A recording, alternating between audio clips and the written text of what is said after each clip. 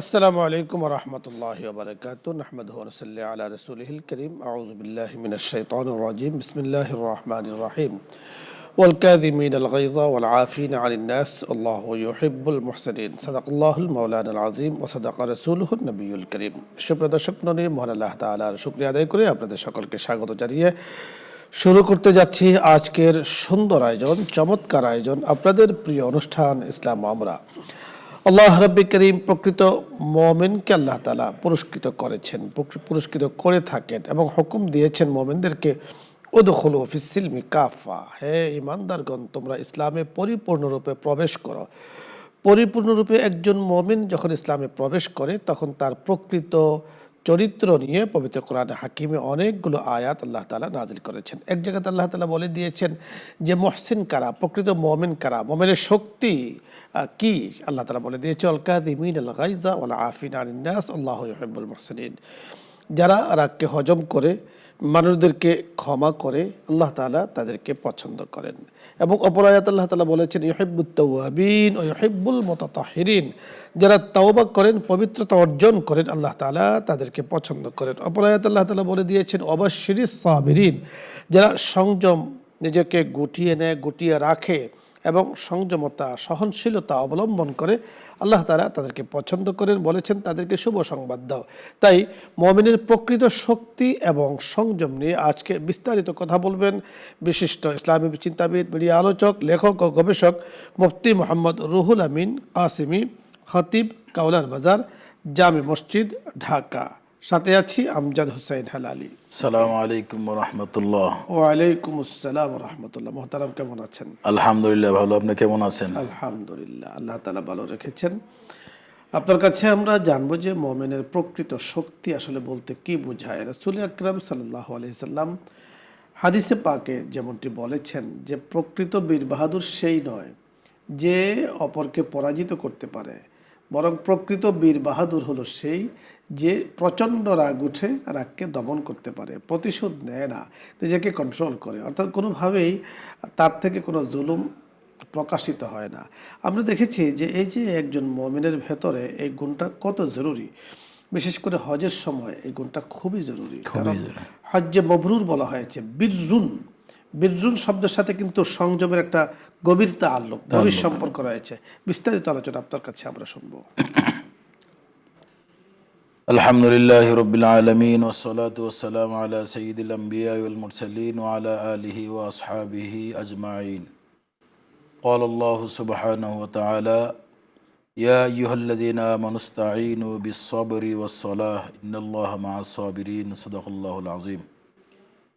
আলহামদুলিল্লাহ, অত্যন্ত গুরুত্বপূর্ণ একটা বিষয় যে একজন মুমিন তার শক্তি কোথায় সে প্রয়োগ করবে, কোথায় সে কন্ট্রোল করবে, আল্লাহ তাআলা তাও বলে দিয়েছেন যে শক্তি থাকবে কিন্তু সেটা অত্যন্ত নিয়ন্ত্রিতভাবে থাকবে। খুবই গুরুত্বপূর্ণ একটা বিষয় ইসলামের, যে আল্লাহ তাআলা বলে দিয়েছেন ইন্নাল্লাহা মাআস সাবিরিন, যারা ধৈর্য ধরে আল্লাহ পাক তাদের সঙ্গী হয়ে যান। ধৈর্যশীলদের উপরে আল্লাহ পাকের রহমত থাকে এবং সফলতা তার হাতে থাকে। প্রতিটি কাজই আল্লাহ তাআলা বান্দাকে ধৈর্য ধরার জন্য বলেছেন। আপনি যে আয়াতটুকু তিলাওয়াত করেছেন ওয়াল কাযিমিনাল গায়যা ওয়াল আফিনা আনিন নাস, যে নিজের ক্রোধ থাকা সত্ত্বেও নিজেকে কন্ট্রোল করে মানুষকে ক্ষমা করে দেয়। আল্লাহু ইউহিব্বুল মুহসিনিন, তাকে মুহসিন বলা হয়েছে, যে মুহসিনকে আল্লাহ তাআলা বড় পছন্দ করেন। একজন নেককার বান্দা হিসেবে আল্লাহ তাআলা ঘোষণা করেছেন যে নিজের রাগকে, ক্রোধকে দমন করতে পারে। তো আল্লাহ তাআলা এই সিফাত আল্লাহ তাআলার ভিতরে, এটা আল্লাহ পাকের একটা সিফত। নতুবা আমরা কত অপরাধ করি, আল্লাহ তাআলা শাস্তি দেন না, নিজের ক্রোধকে এরকমভাবে দমন করে রাখেন, বান্দাকে মাফ করে দেন, বান্দাকে সহজ করে দেন। তাহলে এই গুণটা যখন মানুষের ভিতরে আসবে, সেই মানুষটা মহামানব হয়ে যায়, অনেক দামি হয়ে যায়। সর্বক্ষেত্রে রাগটাকে, ক্রোধকে দমন করা, যে আল বুগযু ফিল্লাহ ওয়াল হুব্বু ফিল্লাহ, ভালোবাসতে হবে আল্লাহর জন্যে, ক্রোধ প্রকাশ করা সেটাও আল্লাহ তাআলার জন্যে, সেটা যেন ক্রোধ কখনোই শয়তানের উদ্বুদ্ধ হওয়াতে আমের জানার প্রকাশ না পায়। বাহু শক্তি, অর্থ শক্তি, ক্ষমতা এগুলি অন্য আরেকজনের উপরে কোনোভাবে প্রয়োগ করা, এটা আল্লাহ তাআলার কাছে বড় অপছন্দনীয়।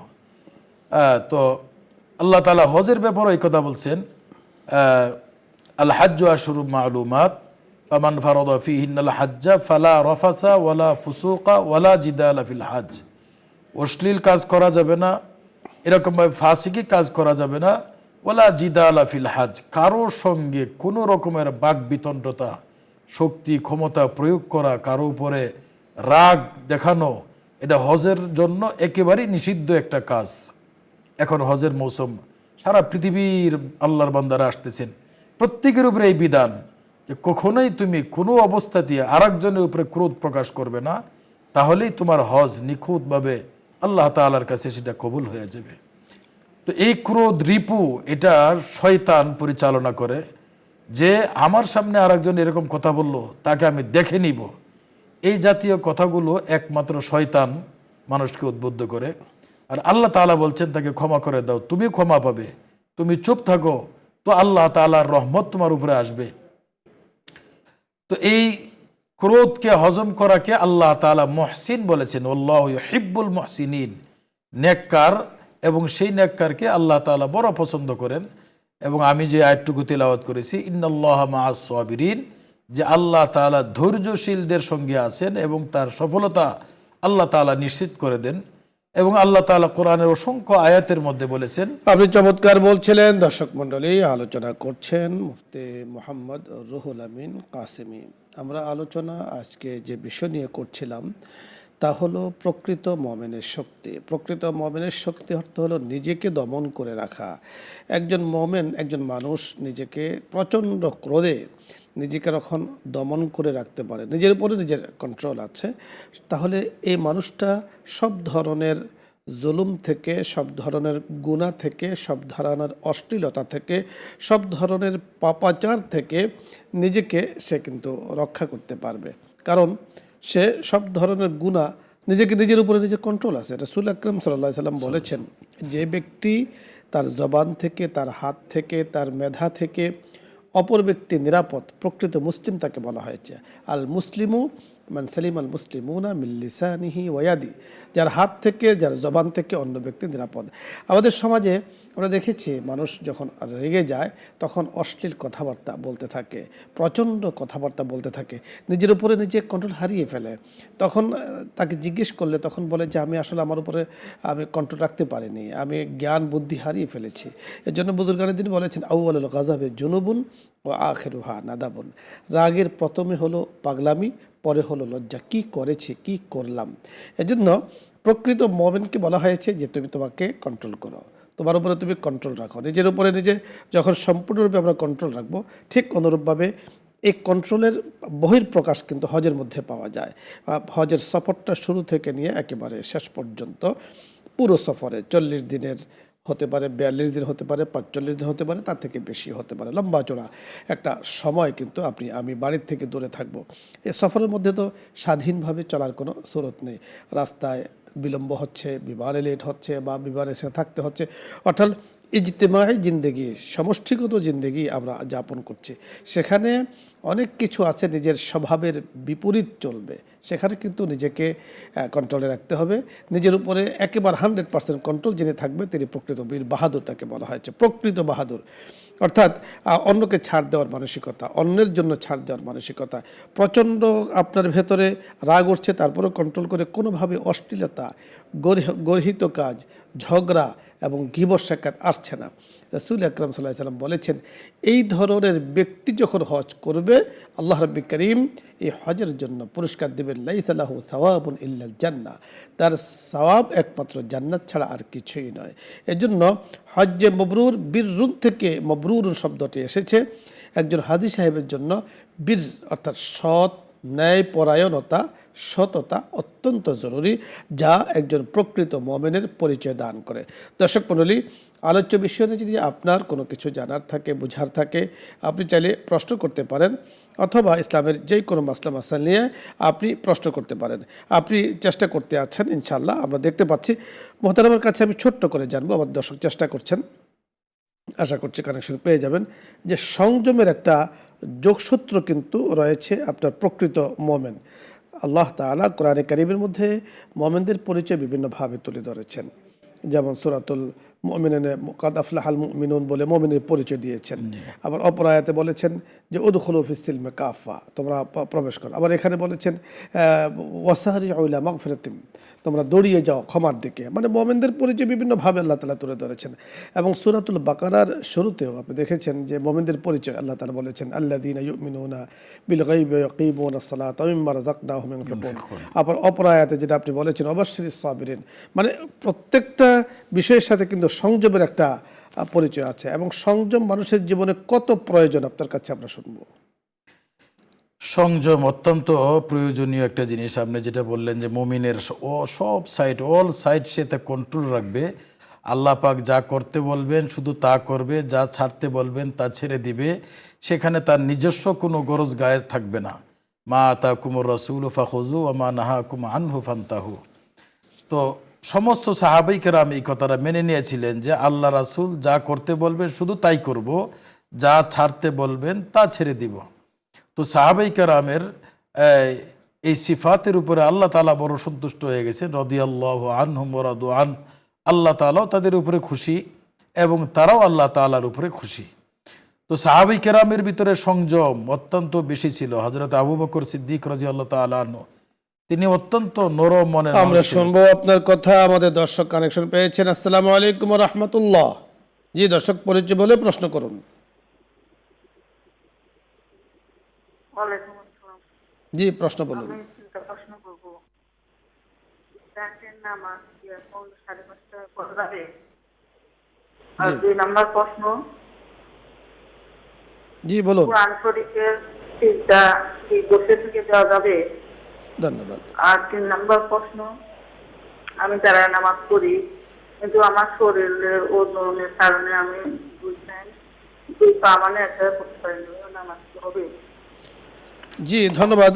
3টি প্রশ্ন আপনার মাধ্যমে আমরা পেয়েছি। প্রথমত হলো 5:30 ইশরাকের নামাজ পড়া যাবে কিনা, অর্থাৎ সূর্য ওঠার একটা বিষয় কিন্তু থাকে। আমরা বর্তমানে নামাজ পড়ি, ফজরের নামাজ মসজিদে 5টায় আমরা পড়ে থাকি। তো সেক্ষেত্রে 5:30 মনে হয় ওয়াক্ত হয় না, আরেকটু পরে আরো 5 মিনিট আপনার 5-10 মিনিট পরে পরে পড়বেন। ওয়াক্ত হয়, ওয়াক্ত দেখে নিতে হবে। অর্থাৎ আপনাকে আমরা বলবো যে আপনি যেহেতু সময়টি ওঠানামা করে, ডেলি এক জায়গাতে সময়টা বসে থাকে না, সুতরাং আপনি সময় দেখে মোবাইলের মাধ্যমে হোক, অ্যাপসের মাধ্যমে হোক, এবং বিভিন্ন জায়গাতে এখন সময় দেওয়া আছে, সূর্য উদিত হওয়ার থেকে নিয়ে 23 মিনিট পরে আপনি ইশরাকের নামাজ পড়বেন। তেলাওয়াতের সেজদা বসে দেয়া যাবে কিনা? তেলাওয়াতের সেজদা, যেহেতু সেজদাটা হয় দাঁড়ানোর থেকে সেজদায় চলে যাওয়া, এই জন্য দাঁড়ানোর থেকে সেজদা শুরু করে সেজদায় গিয়া এটা শেষ করতে হবে। বসেও প্রয়োজনে যদি প্রয়োজন হয় বসেও দেওয়া যাবে, তো যাবে। উত্তম হইল দাঁড়ানোর থেকে দেওয়া। উত্তম হলো দাঁড়ানো, অর্থাৎ শরীরটা যেহেতু হেলদি, অর্থাৎ ওনার শরীরটা একবারে ভারী বলছেন, সেক্ষেত্রে তেলাওয়াত করে সেজদা দিয়ে আবার বসে আপনি তেলাওয়াত করতে পারেন, সমস্যা নেই। আরেকটি প্রশ্ন আপনি করেছেন যে আপনি যেহেতু একটু মোটা, তো স্বাভাবিক কারণে নামাজের মধ্যে তো 4 আঙ্গুল ফাঁক করে অথবা আমাদের মা বোন যারা আছেন পাগুলোকে মিশিয়ে ওনারা দাঁড়ান। তো সেক্ষেত্রে স্বাস্থ্য যদি একটু ভারী হয় তো এটা সম্ভব হয় না, এতে কোনো সমস্যা নেই।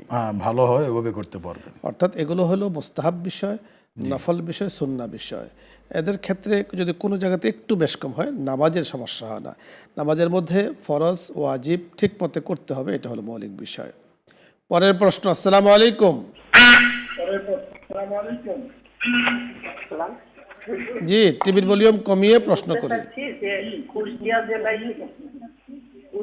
জেলায় থেকে যদি রাজশাহী জেলায় বাঘা গ্রামে কেউ মান্যত করে খাসি বা মোরগ মান্যত দিতে যায়, এটা কত ইসলাম সম্মতি করে?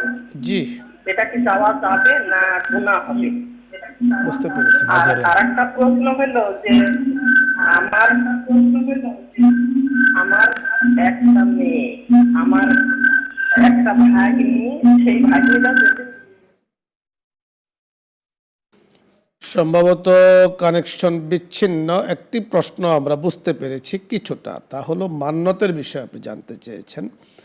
মাজারের নামে হোক, ব্যক্তির নামে হোক, কোনো কিছুর নামে হোক, মান্যত ব্যক্তির নামে, মাজারের নামে, কারো নামে কি জায়েজ আছে? কারণ না, শুধুমাত্র আল্লাহর জন্য মান্যত হইতে পারে, অন্য কোথাও মান্যত করা, বিশেষ করে আমাদের দেশে যে মাজারে মান্যত করা হয়, এগুলি সম্পূর্ণরূপে নাজায়েজ এবং হারাম। এই সমস্ত জায়গায় মান্যত থেকে বিরত থাকতে হবে এবং সেটা আদায় হওয়ার কোনো সম্ভাবনা নাই। মান্যত করতে হবে আল্লাহর জন্য, আল্লাহর সেটা তাহলে সন্তুষ্টির জন্য। মান্যত হয় না, মান্যতই হবে না গায়রুল্লাহর সেটা। নামে যদি কেউ মান্যত করে সেটা মান্যত হয় না। মোহতারাম, ধন্যবাদ আপনাকে। দর্শক মণ্ডলী, আমরা আলোচনার এ পর্যায়ে অবশ্যই আমাদের ইতি টানতে হবে, চলে যেতে হবে দোয়ার দিকে। আপনারা প্রশ্ন করেছেন, বড় চমৎকার প্রশ্ন করেছেন, গুরুত্বপূর্ণ, এবং অনেকেই লাইনে আছেন। আল্লাহ তাআলার কাছে তৌফিক কামনা করছি, আল্লাহ তাআলা আপনাদেরকে তৌফিক দান করুন। মনে রাখতে হবে যে প্রশ্ন আপনি করলে যেমন সওয়াব পাবেন, করার অপেক্ষা করছেন, তাও কিন্তু সওয়াব থেকে বঞ্চিত নয়, আমরা সওয়াব পেয়ে যাব। আল্লাহ তাআলা আমাদেরকে তৌফিক দান করুন। আজকে আর নয়, সকলকে ধন্যবাদ জানিয়ে আল্লাহ পাককে শুকরিয়া জ্ঞাপন করে বিদায় নিচ্ছি। মুফতি আমজাদ হোসেন হেলালি। আসসালামু আলাইকুম ওয়া রাহমাতুল্লাহি ওয়া বারাকাতুহু। দেখা হচ্ছে ইনশাআল্লাহ আগামী দিন বিকেল 3টা 30 নিউজ 24 পর্দায়। আমিন ইয়া রাব্বাল আলামিন। এখন দোয়া হচ্ছে, দরুদ ইস্তেগফার পাঠ করি। আল্লাহুম্মা সাল্লি আলা সাইয়্যিদিনা ওয়া নাবিয়্যিনা ওয়া শাফিঈনা ওয়া হাবিবিনা মাওলানা মুহাম্মদ সাল্লাল্লাহু আলাইহি ওয়াসাল্লাম। আস্তাগফিরুল্লাহ রাব্বি মিন কুল্লি যামবিন ওয়া আতুবু ইলাইহি। লা হাওলা ওয়া লা কুওয়াতা ইল্লা বিল্লাহিল আলিয়্যিল আযীম। আলহামদুলিল্লাহি রাব্বিল আলামিন ওয়াসসালাতু ওয়াসসালামু আলা সাইয়্যিদিল আমবিয়াই ওয়াল মুরসালিন وعلى آله وأصحابه أجمعين.